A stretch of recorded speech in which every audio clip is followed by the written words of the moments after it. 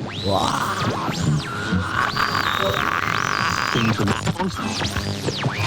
mercy. Yeah, it's your brother from the gutter. The slick one is back. Better late than never. Behind the wood. It is the open bar. The unbridled, the untethered, the unhinged version of the open bar. We don't play request. We just say whatever the fuck we want to say. And if you don't like it, well, hey, write your congressman. What can I tell you? The Bills finally wrapping up the preseason. Thank God. The preseason, although the last game was actually entertaining to watch. The first two were stinkers, especially that Bears game, as we all know. But now, listen, the bullets are flying for real here in about less than 2 weeks from right now when we open up against the Ravens on Sunday Night Football. I just hope that we're ready to go on defense. The offense, well, there's some question marks there too, but the whole thing about preseason is they don't show you anything. They don't game plan. They play it vanilla because they want to save everything for when the games actually count. So that time is coming. But I do like that we have the home field advantage, of course, and that we have this guy, what's his name? Josh Allen. Yeah, he's pretty good.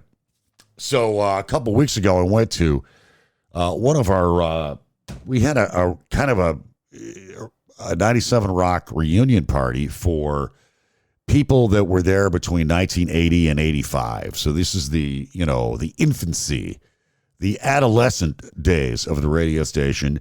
And it just kind of happened by accident. And one of the guys was coming up to town. His wife was going to be here for her high school reunion. And they live in Jersey. So, hey, let's get the guys together and see who we get together. Turns out we got a lot of people together. We got, 3 of our 4 program directors that we had between 1980 and 85. George Harris, who was the first program director of 97 Rock. He flew in from out of town. Bless his ass. Also, Paul Hine, who went on to be a writer. He from Jersey. And then Tim Smith, who was the last programmer. Paul Hine, by the way, was the genius that hired the slick one. So, yeah, gave me my first break there at 97 Rock for the first time when I went there to do weekends. And then Tim Smith, who was the last guy, he was there when we all got shit canned. He was in charge. Well, it wasn't his fault. He didn't know anything. All of a sudden, these suits come in from out of town and they fire our general manager on a Friday. We have a staff meeting on Monday morning. I've told this story before. Stop me if I've told you this. I get there 5 minutes late for the meeting. It starts at 9 a.m. because I worked the overnight show. I was doing it midnight to 6. And, it's hard to get up for a 9 o'clock meeting. Shit, it's hard to get up at 9 o'clock even now. But it was even worse then. So I actually overslept for a 7 at midnight show one time. I'll tell you that story some other time. But, yeah, I was late for the meeting, and I come in and I see Carl sitting at his cubicle, and I say, what, did the meeting start yet? So it's like 5 after 9. And he's like, it's over with. We're all shit canned. I'm like, get out of here. He's fucking with me. So I walk down the hall, and then I look into the program director's office, who was Tim Smith at the time, who was at the Fat Bob's a couple weeks ago at the reunion. He flew up from Florida. He was one of the 3 97 Rock program directors from that era. I'm like, Tim, the last time I saw you, we were all getting shit canned. 40 years ago. And I actually didn't believe Carl until I looked through Tim Smith's office door, and I told him this. I said, I could see the look on your face. And it was just like, he looked like he wanted to cry. And I'm like, fuck, this is real. I guess we are all shit canned. So, but it's funny. You see these guys, you haven't seen some of them in 40 years, and you just pick up right where you left off, just shooting the shit about things. And it was just a good time. Cindy Chan was there. Now, I run into her at Wegmans all the time in West Seneca. Carl was there. Of course, Carl's everywhere. He was there. Who else? Bill Weston. Wild Bill Weston, who used to do the afternoon show, he's in, I believe, Philadelphia now, programming a radio station up there. And then Jim Pastrick, who's local. He's another guy. You know, we do lunch once in a while at Wegmans. He's still local. Dave Gillen and Tom Shue, who I worked with at many other stations. So it was really cool. Lori Githens, who was the news person. She was Lindsay, and then she was Lori, I think. But she was there as well. And I don't think I'm missing anybody. If I am, well, it's all the acid I did back in the 60s. What can I tell you? You gotta be a football hero to get along with the beautiful girl. Yeah, you're damn tootin'. And how about that preseason is finally over with? Huh? What a preseason it was. And thank God it's over. Looks like Terrell Shavers. Now, this kid's been trying to make the team for, 2 or 3 years? They put him on the practice squad. Pretty good. You're getting better, bud. We got to put you on the practice squad. Pretty good. You're getting better, but we got to keep you on the practice squad. Well, now, it looks like this year, with that great one-handed catch he made and the way he played in training camp, evidently he's been on fire. He's been playing like his hair's on fire. Terrell Shavers will make the 53-man roster. Also, some good things that happened. They said he's worked his ass off, by the way, the coach, about Terrell Shavers. His preseason total, 6 for 123 yards. And Cole Bishop didn't look like he didn't look like a total waste. So a lot of people are saying he had a pretty good game. Didn't make any major screw-ups. The guy's problem is he can't stay healthy enough to get enough reps to get better. I mean, the guy's, a talented athlete, but he needs to play. He'll get better with the more he play. The more he play, the more he's going to get better, is what they're saying. And, of course, Deion Walker was in there for 3 pass rushing snaps. He had 3 pressures and a sack with A.J. Epinesa. He's been flashing in the preseason as well. Sanders looked pretty good. So, I mean, there's hope. There's hope. Buechele, looks like he's going to be the third-string quarterback. Shane Buechele was awesome, 25 of 30 for 278 yards. And he played Mike White out of a job. Mike White, the Bills they are parting ways with Mike White, who a lot of people thought would challenge Mitch Trubisky for the second-string job. But they gave him that shot. And although it wasn't with the first stringers, but still, this Buechele kid, he played better than Trubisky as well, I thought. So who knows? He could end up being second string at some point, this kid. Looks like he's got some talent. He improvised, made things happen on the run, made good decisions with the ball. Trubisky, the thing that kills me about him sometimes is he hangs onto the ball too fucking long. It's like he hangs onto the ball forever. And then he takes a sack. And Mike White, I don't know what happened there, but, he's not the Mike White I thought he was, at least not in that game. People have a bad game. But the Bills have to cut down to 53 tomorrow. They may be drinkers, Robin, but they're also human beings. Speaking of drinkers, I got to say, I did forget one person when I mentioned the the party, the 97 Rock 1980-85 reunion get-together. John Hager, who has been known to pound back a couple martinis from time to time. So, yeah. So he was there. And speaking of booze, George Harris, our first program director, we broke cherry with George back in 1980. He quietly picked up the tab. We were all going to, chip in, $20 or, $50 or whatever it happened to be. And I even had money on me. And they said, no, George, Mr. Harris picked up the tab and the tip. So, yeah, that was... that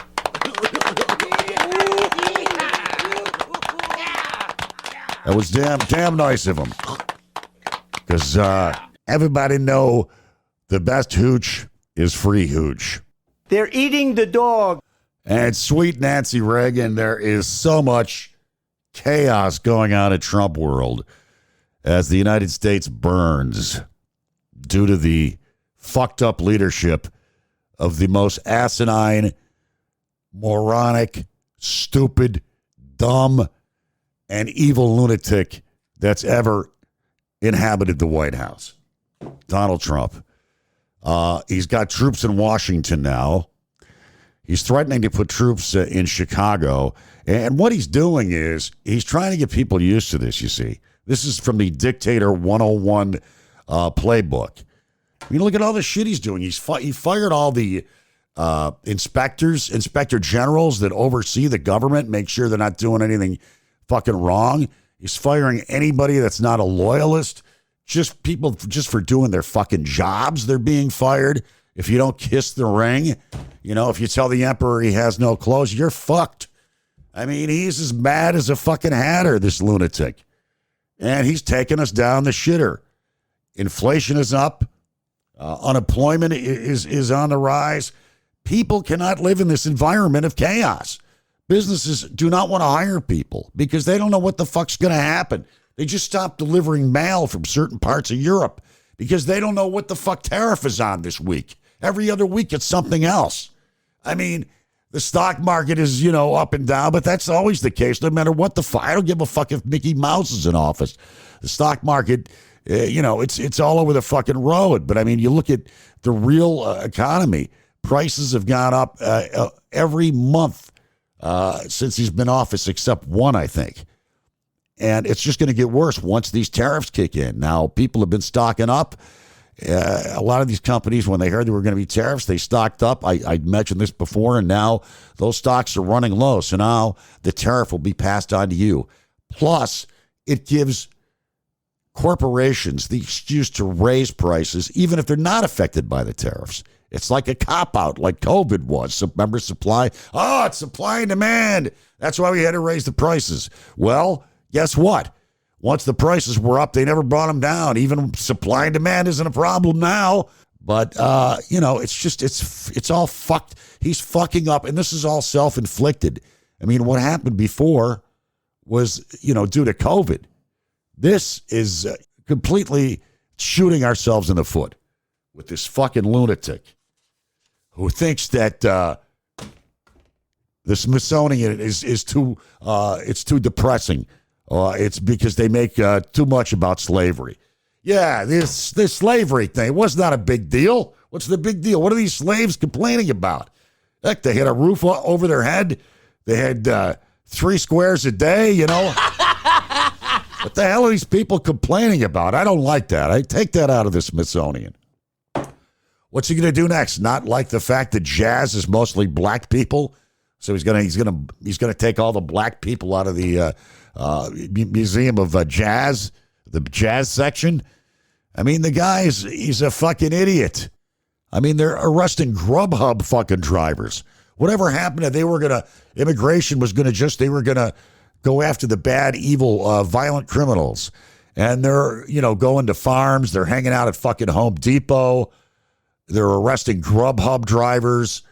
I mean, it's insane, and shipping these people off to who the fuck knows where without any trial, any lawyers, nothing. It's fucking crazy, and they've deported many Americans by mistake as well.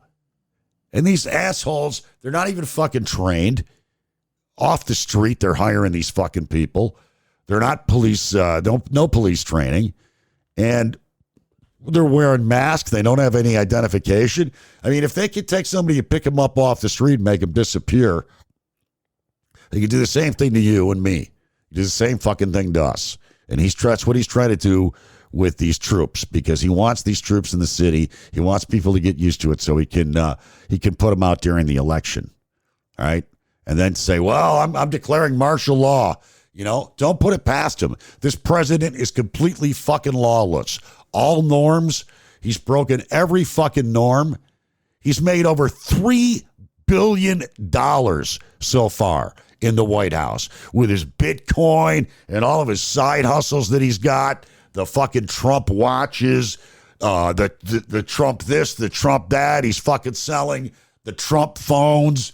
I just see where the Consumer Protection Department, which they gutted, they just dropped the investigation against one of Don Jr.'s companies that he's involved with. I mean, corruption at this level, people have to be fucking stupid in this country if they don't see what's going on. That's all. That's all I can say. You got your head buried in the sand. You're either not paying attention or you're a true believer and think that Donald Trump was sent by Jesus himself. He has a lot of courage to face down Satan. And how about Illinois Governor J.B. Pritzker? I like this guy. He's like Gavin Newsom. He's one of these governors, Democratic governors with some balls. And he is telling Trump to stay the fuck out of Chicago. We don't want you here. We don't need you here. You're a weak man. You know what this is? This is all deflection to take people's mind off the shitty job you're doing as president. The fact that you were going to get prices down on fucking day one, right? That's what he said. He said that he was going to stop the war in Ukraine and then the other war day one, right? He was going to stop Ukraine and Russia, and he was also going to stop the war between Israel and Hamas. And that's still raging on. They just blew up a bunch of reporters today in another fucking hospital as well. What else is new? You know, I mean, nothing against the Jewish people or the Jewish state or the Jewish religion, but Netanyahu is out of fucking control. This guy's a fucking psycho and he's a war criminal. They're starving people to death over there. They won't let food get in. This man is a true psychopath.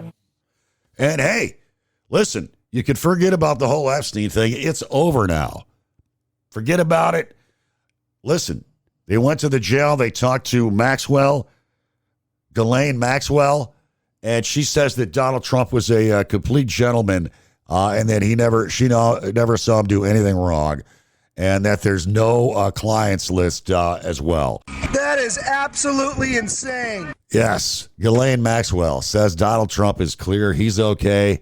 Never saw him do anything wrong. Now, of course, this is the same broad that is a convicted 20-year pedophile with Jeffrey Epstein for sex trafficking. Not only that, but she participated in rape of these young underage girls. So, yeah, if she says it's true, man, you got to believe it. And you know that was the deal they made. That, hey, if you say good things about Trump, we'll move you to a better place, and we'll pardon you when the time is right. All right, this is somebody who's facing 20 years in fucking jail. So they move her to this. We know what happened. They moved her to the low security prison, and you watch. She'll be pardoned at some point, maybe after the midterms. Who knows? Ghislaine Maxwell, who, if you listen to some of the victims, they say she was actually worse than Epstein was. She was just fucking evil. And hey, you'll sleep better at night knowing this. Hot off the press, the Trump administration is preparing to lower, get this, the recruitment standards for FBI agents, eliciting alarm for many agents who worry that the move will undermine the agency's primary mission of conducting complex investigations and tracking threats to national security, like terrorism and important shit like that, white-collar crimes. Yeah. Under a new plan by Kash Patel and his deputy ding-dong, Dan Bongino, the FBI will start welcoming new classes of recruits who will receive less training and no longer be required to have a college degree. The shift comes as the agency anticipates losing more than 5,000 employees by September, largely due to Trump offering the early buyouts and the severance packages to reduce the budget. So instead of, spending 18 weeks in training at the academy in Quantico, Virginia, this group of agents that's going to be starting soon in October will receive 8 weeks, and the agents will no longer need to have a bachelor's degree at all. The new plan, says one former agent, seems to be part of a larger effort by Patel to have the Bureau focus more on street crime rather than complicated cases touching on financial fraud, public corruption, and national security. And doing so, they added, will erode the Bureau's reputation as an elite law enforcement agency known for its selectiveness about its recruits. Yes, now any ding-dong who's a security guard or maybe one of these jack-offs that signs up for ICE, with, no police or no experience at all, can now become an FBI agent. How about that? The Trump administration, aim high. Aim high, people. No wonder I can't sleep nights. Well, listen, that's all I got for you for right now. I've been blathering on much too long, but it's been enjoyable. And, of course, as always, pass this Slickcast on to your idiot friends. Let them know where I'm at. And if they want to check it out, of course, don't forget to hit the like button and subscribe. And, of course, we are available for streaming on Apple Podcasts, Spotify, Amazon, iHeart, YouTube, and what else? Did I say Podbean? Yes, we originate out of Podbean. If all else fails, just go to my old website, slicktom.com, where you will not find the website, but you will find a link to Podbean. And as always, thanks to Julia from Lakewood Studios for her excellent tech help making this possible. And if you ever have any computer tech issues or whatever, or, you need some graphics, great graphics done like she's done for me, check out Julia at Lakewood Studios. And tell her the Slick One sent you, and she'll probably hang up on your ass, okay?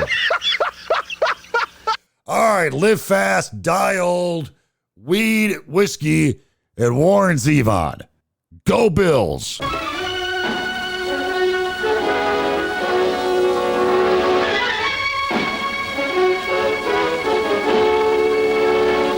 Hail to the king, baby.